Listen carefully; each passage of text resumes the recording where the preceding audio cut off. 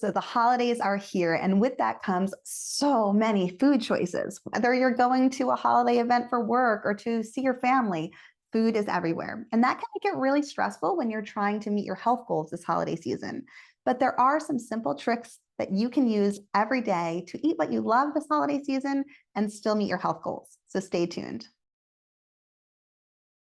Hey everybody, Erin here with Healthy Mom, Happy Family. And today I want to talk to you all about healthy holiday eating, because you can absolutely eat your favorite holiday foods this holiday season.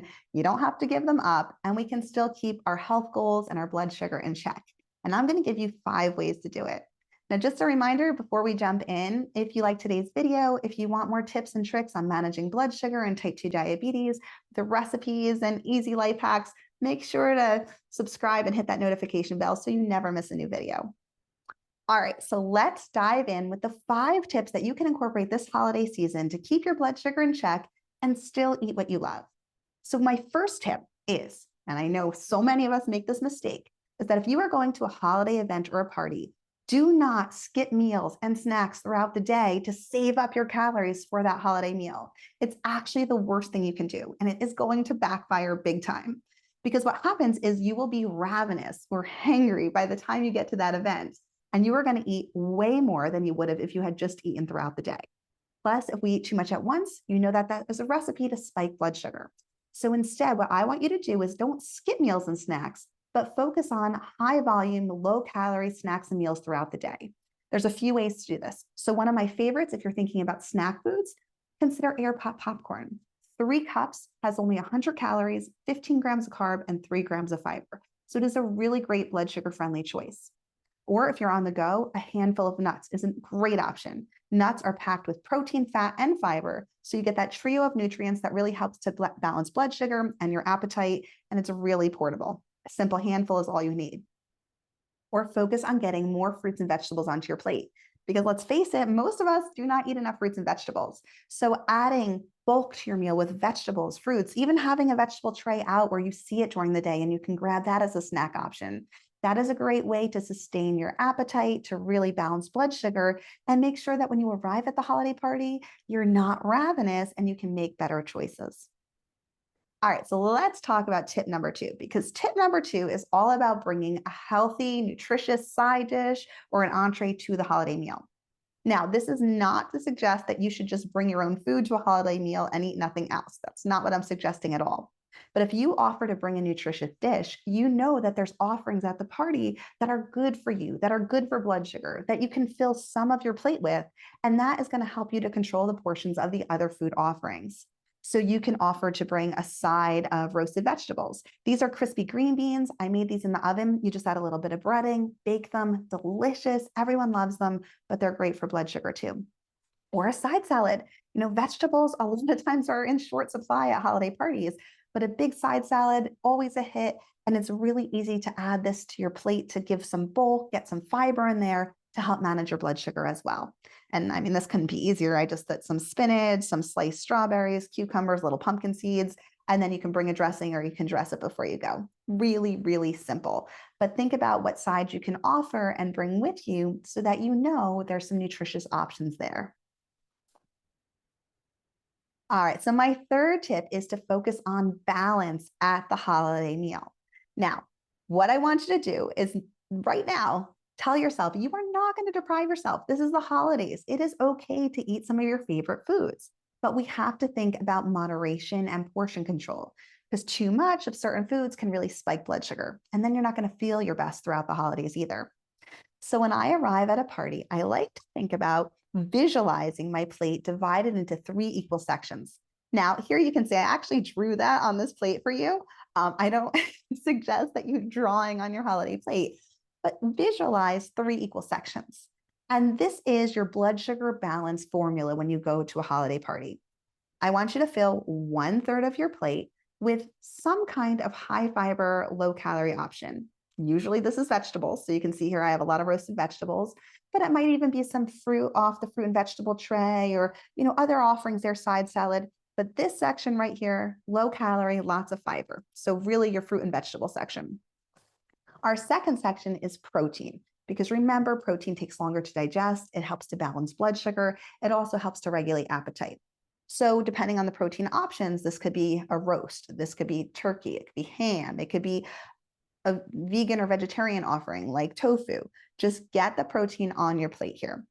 If there are no protein options, if there's things like nuts available too, that counts. So you could put those in this section as well. But what we're looking for here is something that's going to fill you up and not really contributing many carbohydrates to the plate. So now we get to the final section, our final third, and here is where you're going to put all those indulgent options that you love.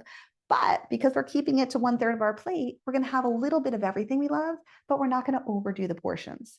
So here I put some mashed potatoes on my plate, but this could be a dinner roll. It could be casserole. It could be whatever you want. It could be little bits of all different things, but you just want it to fill up 1/3 of the plate. When you do that, this is going to ensure that you're meeting that formula of protein, fat, fiber, balanced with the carbohydrate. So it's an easy way to eat what you love, but still keep your blood sugar in check. All right, my fourth tip. Throughout the holiday season, you will find that there are a lot of opportunities to have celebratory foods in the house or to bring them with you. You don't have to give these foods up, but if you are going to have, let's say, cookies in the house all holiday season, why not make them in a way that is enhancing the nutrition value of the recipe, making them more blood sugar friendly, but still tasting just like the original recipe, so you're eating what you love? And there are a few simple ways to do this. So when you're making baked goods, if it calls for added sugar, swap out the added sugar with pureed fruit. I actually love to use pureed prunes because they are one of the lowest sugar dried fruits and they have a lot of fiber. So when I'm using pureed prune to replace added sugar in the recipe, I'm cutting the carbohydrates down, I'm cutting out all added sugar, but I'm also adding a good amount of fiber back to the recipe. So I'm getting all the same flavor, the same sweetness, but I'm getting a more blood sugar friendly recipe because it's less added sugar, more fiber. You can also use things like mashed banana, applesauce. These things all work as well, but prunes are kind of my go-to. Now, if you're talking about fats in a recipe, so let's say a cookie recipe calls for a stick of butter, you can swap out butter with mashed avocado. Now, when you do this, avocado is filled with good fats, plant-based fats that are actually beneficial for our heart. Plus, it has more fiber. Butter doesn't have fiber. So when we make the swap in baked goods, you get that same great tasting recipe, but the good for you fats, more fiber, fewer calories, so it makes for a better for you option. Plain Greek yogurt is also a fantastic swap when you think about making any kind of recipe that calls for cream or mayonnaise. So I like to use Greek yogurt in soup recipes. You can use it in baked goods. You can use it as a mayonnaise replacement in things like potato salad. A lot of things you can do with plain Greek yogurt. It's very versatile, and it is going to cut down on the fat, the calories, and it's also going to add more protein to the meal, which makes it more blood sugar friendly as well. And when you're thinking about other swaps you can do, why not add more vegetables to any recipe? So if you're making a casserole dish, add more vegetables. Stuffing, add more vegetables. The more veggies we add to our plate, the more fiber we're adding, the less carbohydrate, the more volume, so we're eating smaller portions. So veggies are your friend all year round, but especially during the holiday season. All right, so let's talk about my final tip, and this is about alcohol. So one of the big things you have to realize about alcohol is that it stimulates appetite. So if you have a glass of alcohol before a meal, it actually makes you hungrier. So you are more likely to eat a larger portion and to eat too fast, eat too much. It lowers inhibition, so you probably don't care as much if you're eating more. So this is where we want to be cautious with alcohol and the timing, with a meal or towards the end of the meal, but not before a meal.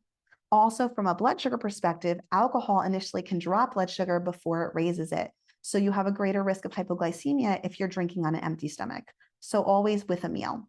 Now, with alcohol, big thing to consider is, are you on any medication where it would be contraindicated or have any health conditions where alcohol would not be appropriate? Talk with your physician before you incorporate alcohol at all. But if it is appropriate for you, moderation is key. If you're having a glass of wine, there's a lot of calories in wine, depending, especially if you have a big glass like this one. So one of my tricks is to fill it halfway with wine, halfway with carbonated water. So you're making a wine spritzer. It's the same volume, same size glass, half the calories.